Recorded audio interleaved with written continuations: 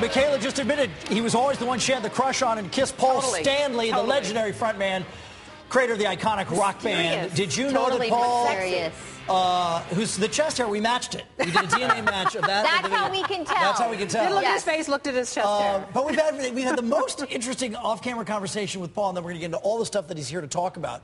But first and foremost, welcome. We're really glad you're here. It's great to be We're back. all bragging about our kids. Yes. And let's just talk proudly about your son for a minute. My son Evan is at Harvard Westlake and is the dream boy. You know, if all my other kids turn out like him, I'm blessed. And the one thing I was asking you, because I think it's a legitimate question, never growing up he ever was like, gosh, I wish you know, could you have just been an accountant? No, because Dad's so cool. Right. I mean, you know, how many kids can say that their dad blows things up on stage? Not many. Not a bad deal. One thing that I was not aware of was that you were born deaf in your right ear. I would think, okay, rock and roll would make one deaf. But let's talk about that. Yeah, I have a birth defect called a microtia, which means that the outer ear, the cartilage, never formed properly, and I also don't have an ear canal that goes in. So the only way I hear is through bone conduction. If you took a tuning fork and press it against your head, that's how the sound goes in for me. I have a device that the House Research Institute actually put in so that I hear through bone conduction on my right side. But they told me some very sobering facts. They said that there's an epidemic of hearing loss with young people right now. And 1 in 5 young people have a hearing loss. That's a 30% rise in the last 15 years. And do you think, and this would just be my own layperson's thing, every kid you see in the world has got both buds in? Well, yeah, I mean, environmentally, look, if you're working a jackhammer, you're going to put earplugs in. If you're going to listen to music, there's probably a proper way to do it that'll save your hearing. And earbuds, you know, they go right into your ear. And, you know, anything over 85 decibels, you start to get a little iffy. It's so ironic. We're sitting here talking to the man who most parents were probably screaming at their kids, turn down that music, and they were listening to your music. But the fact is, you overcame this. I mean, to think that you ended up being one of the foremost musicians in the world, yet you had this hearing deficit. Well, some would think it would even be an impossibility. Well, the truth is you never miss something that you don't know others have. You don't miss hearing. To me, this is normal hearing. Sure. So I had no problem with that. But it's really sobering to realize how many people don't realize how insidious hearing loss is, because by the time you realize you have it, it's too late. So you need to take precautions in listening to music.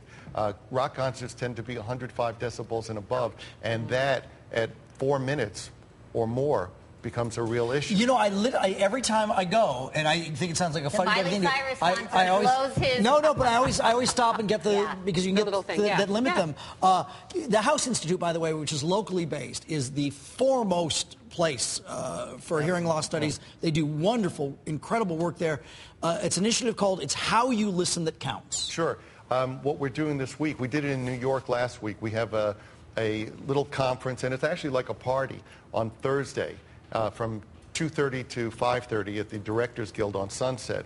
And you come there and you hear from me about some of my own experiences, and it's a lot of fun, and you answer questions, and there's a quiz.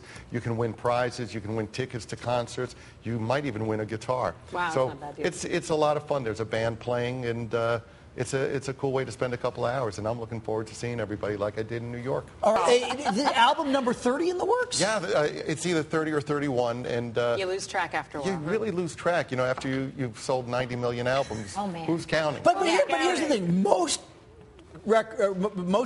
groups have a shelf life. Right. And the fact that you guys have endured and have continued to do new material, et cetera, what do you attribute that to? Obviously, this fan base is extraordinary. I mean, the fan base is extraordinary in that the demographic is always broadening.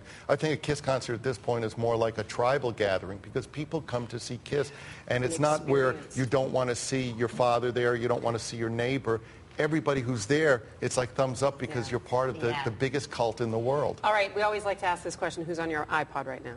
Who's on my iPod right now? When I was coming here, I was listening to the new tracks from the new album. Okay. So I was checking those out. Checking out his work. As producer, I have to wear 2 different hats. Yeah, so absolutely. I have to try to be But critical. you've given us the coolest answer. The best new answer to that question is, who's on your iPod right now? I am. Me. That's how cool I am. Here's the opportunity to learn about hearing and hearing loss, an event that he describes quite correctly, Paul does, as a party.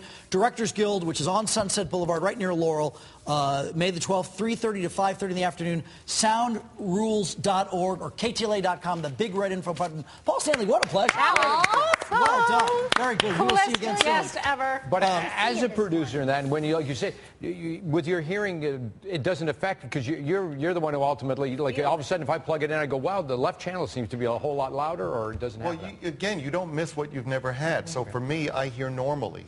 When I hear, if somebody puts a headphone or some sort of listening device on my right side and turns it up, I hear more like you do, and to me it sounds like a gimmick. It just doesn't sound real. Wow. That's amazing. Amazing. Thank you very much.